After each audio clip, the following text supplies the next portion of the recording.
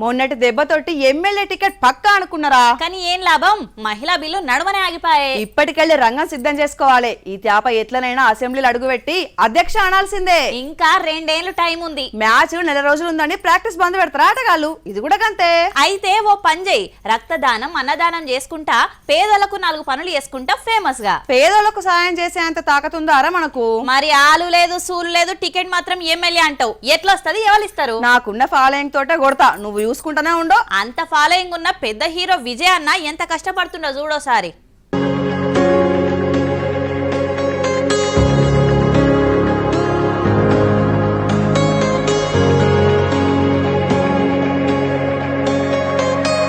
గుమ్మడికాయంత talent ఉన్నా ఆవగింజంత అదృష్టం ఉండాలి అని అంటారు. అట్లనే ఎంత ఫాలోయింగ్ ఉన్నా దేవుని దేవుడు ఉండాలని టీవీకే పార్టీ అధినేత విజయ్ తమిళనాడుల గుళ్ళు గోపురాలు, మసీదులు, చర్చిలు అన్ని దేవుళ్లకు మొక్కులు పెడుతుండు.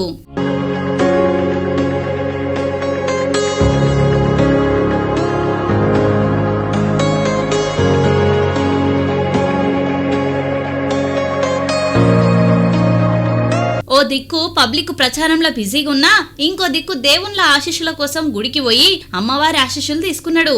చర్చిల మోకాళ్ళ మీద నడిచి ప్రార్థనలు చేసిండు. మసీదుకి పోయి ముసల్మాన్లతోటి ఆశీర్వాదాలు తీసుకున్నాడు. మొత్తానికి రాష్ట్ర ప్రజలందరితోటి దేవుళ్ళందరినీ కూడా వేడుకుంటున్నాడు.